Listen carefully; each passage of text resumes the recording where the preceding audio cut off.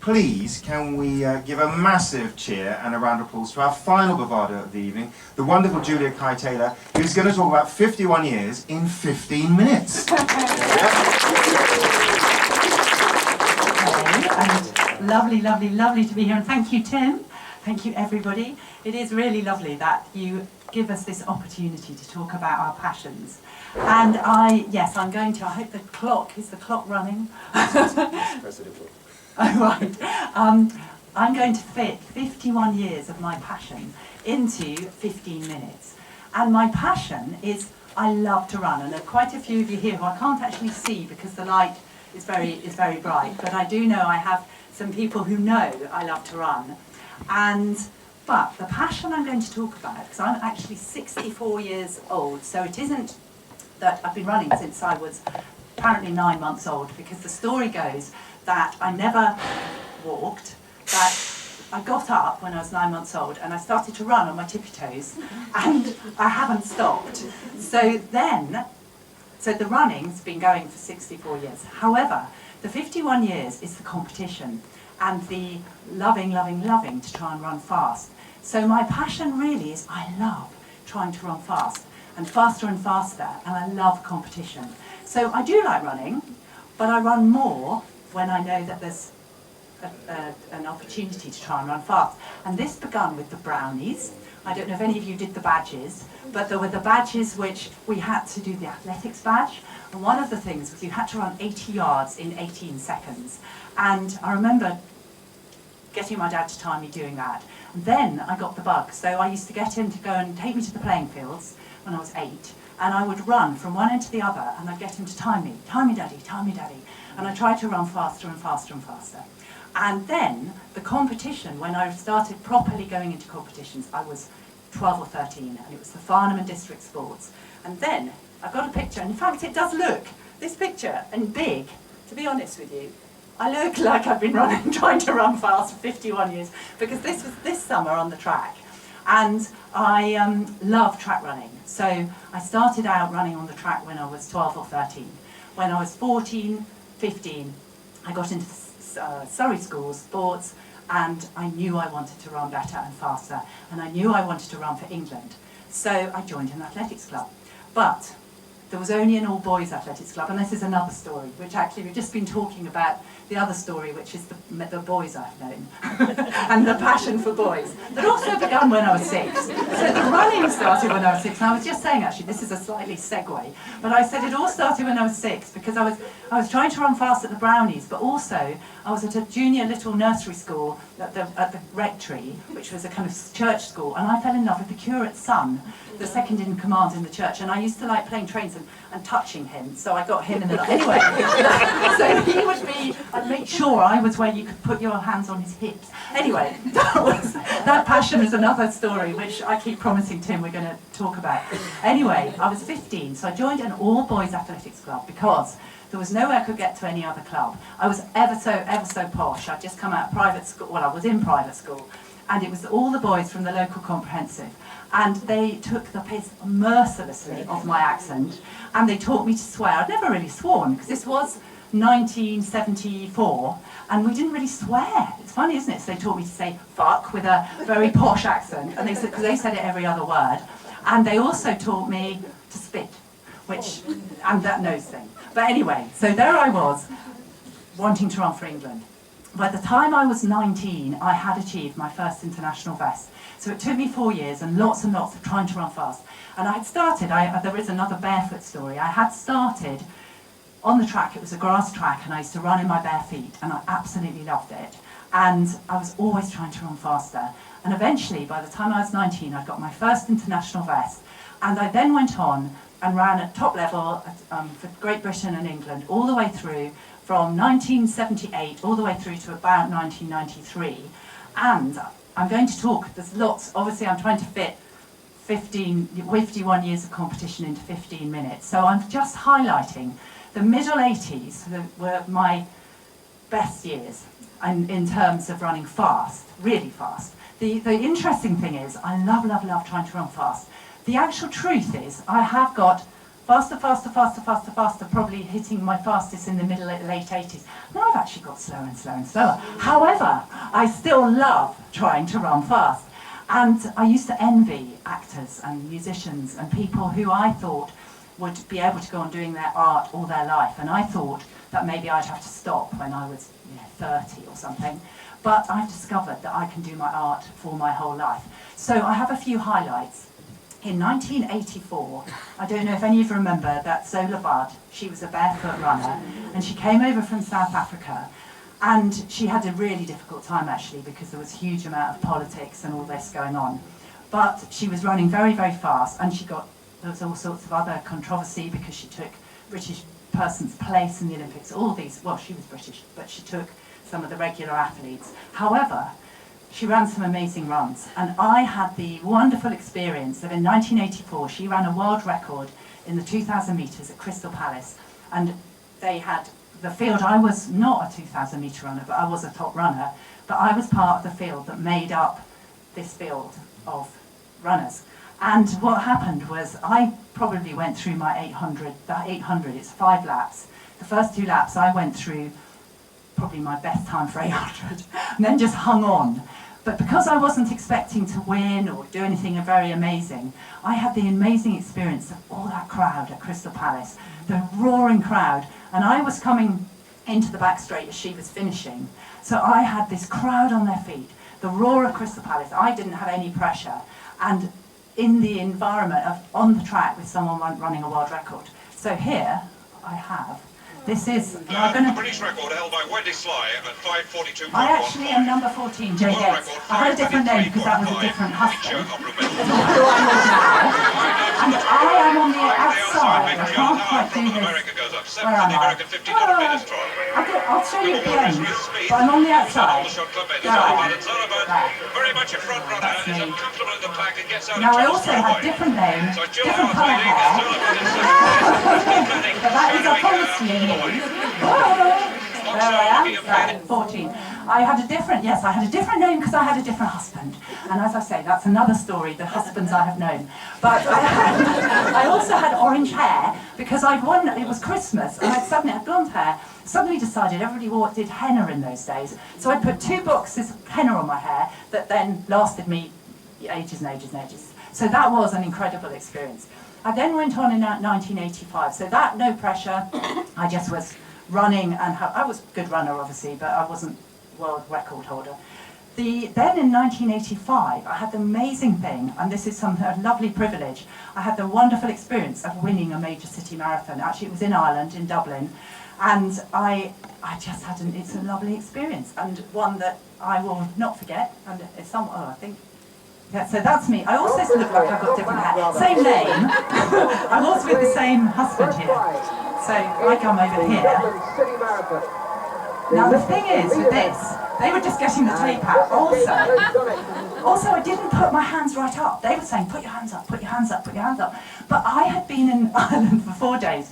I'd forgotten to take my razor. And I hadn't shaved under my arms. So I remember finishing this marathon, we won 26 miles, being the winner, with them going, put your hands up, put your hands up. And me going, oh, no, I can't put my hands up. That's me, I'm shaved. But that was a very lovely experience, and the Irish were amazing, and I then had to go. I'd never been kind of locked in, or had a lock-in, or whatever, but they locked us in to a pub all night. So I ran 26 miles. I then did a big speech to lots of people with the male winner. And then they said, come on, we'll go into a pub. And then we stayed there the whole night and told stories and things, but it was good, really good fun. Then, in 1986, so I have the triumph, I had the wonder of that. I went on to, I ran 2:41 in that race. I then went on to get fitter, and in 1986, beginning of 86, I ran the London Marathon. I was the 7th female runner. I was the 3rd British finisher. I ran 2:36, which is my best time, and I got selected for the Commonwealth Games. So it was my peak experience of my greatest success. It also, this is me. There we are, I'm number 7. New Zealand, certainly a contender in the event. And perhaps Lorraine Moller, number 8 sure there. whether, I think we come out to line up. To Martin, certainly in terms of previous this is in performance, Edinburgh. she must be seen in that light. Oh, there I am. And there's also a good reason for So that. I'm Of course, looking a black little bit absorbs worried heat. because White I was reflects it. injured. The sun's out. So I'd gone into a that white, race, and bright- I walked, I don't know if you know Edinburgh, but there's the meadows, and I'd been staying with my brother who lives in Edinburgh, and I'd walked across the meadows in the morning, and I had gone alone to the start of the race, and I was crying because I knew that I was carrying this injury that I'd been carrying through the whole summer. I was super fit, but my body wasn't up to it. So I ended up having, and as you see, I don't look like I've got a good race in me. And I stopped at 20 miles, and I watched my dreams go on the road without me. And it was very hard. I was 27, and it was everything I'd ever dreamed of would be doing this thing. But I do remember my brother, and he was so right. It took me a few years to really hear him. But I'd had friends and family, and everybody was there, obviously, and because it was in the UK, it made it more, more people. And so we had a dinner afterwards, and I'm brought up in a way, all the private education, to be okay about things. So I was putting on this brave face, and my brother took me quietly aside and he said, "It's all right, you don't have to be okay about this." And then at dinner, he said, "It doesn't matter what Julia's done today, what matters is she's brought us together." And I knew he was right, but I took some time to get over it. But of course I did, got back, got running again.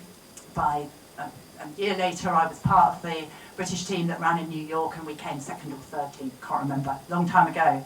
And I did learn a lot.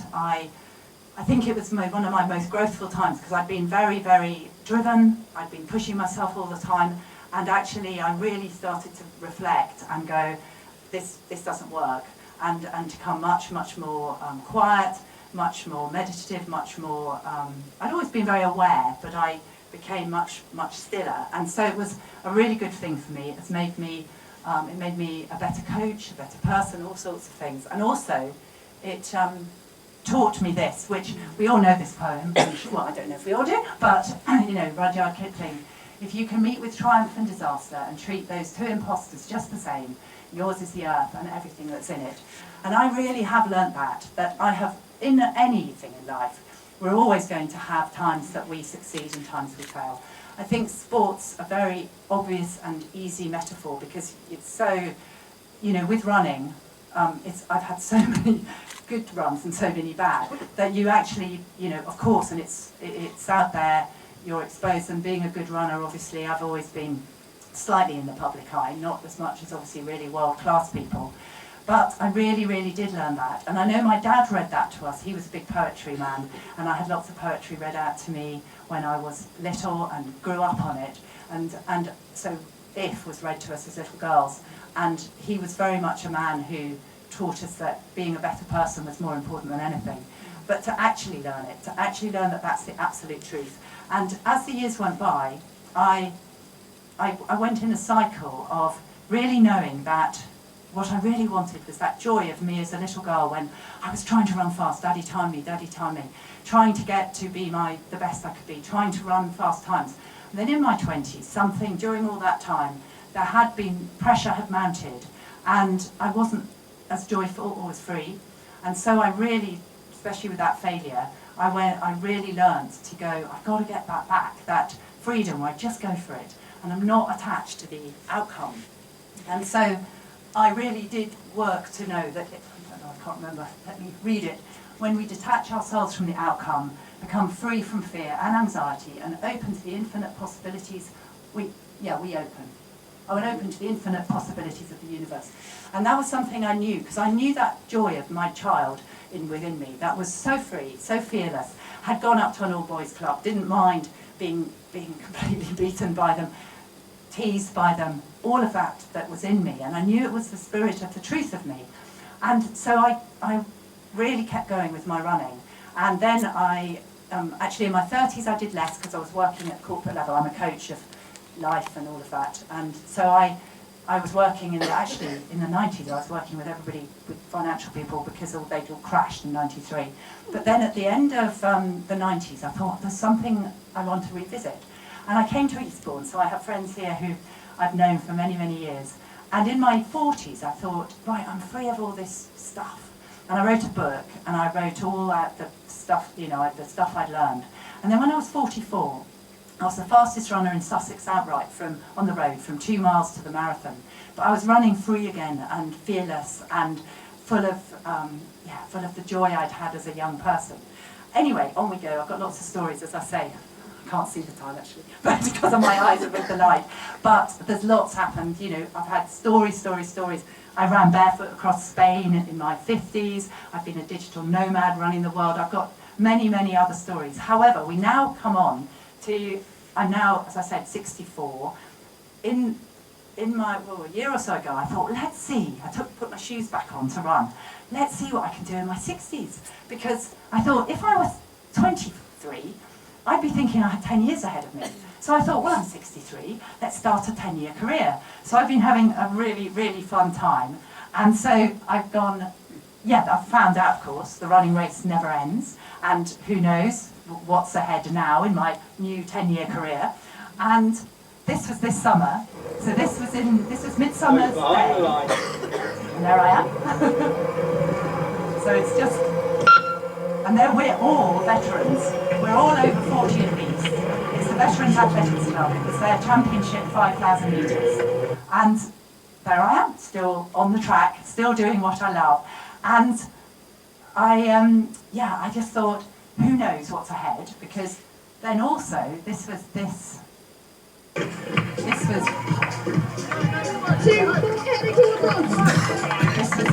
June as well, I think. I'm Brian Tarpon. I'm third in the women's division. Loads more heading through. Look at the determination. Julia, you smashed it. And so that was in June, and I think I was fourth in the race, and I win all the over 60 things, so it's quite fun. So I'm going in and everybody's going, oh, it's amazing, you've run the over 60s. And as I said, the truth of the matter is that actually I'm running slower than I've ever run. And it was funny, at this particular event, there was a sign up, and it was saying, what did it say? Your warm-up today is going to be your race tomorrow. And I was saying, well, I'm the other way round. Because I'm the other way round. They're doing a thing, I'm a bit dyslexic. They were doing a thing that's saying, you'll get faster and faster, and what you're doing today is going to be, your race tomorrow. And I thought, actually, what I race now is what my warm-up was. But I don't mind. I love it. I get the same joy of seeing what I can do. I get the same joy of running and doing in intervals, even though the intervals are miles slower, they feel the same.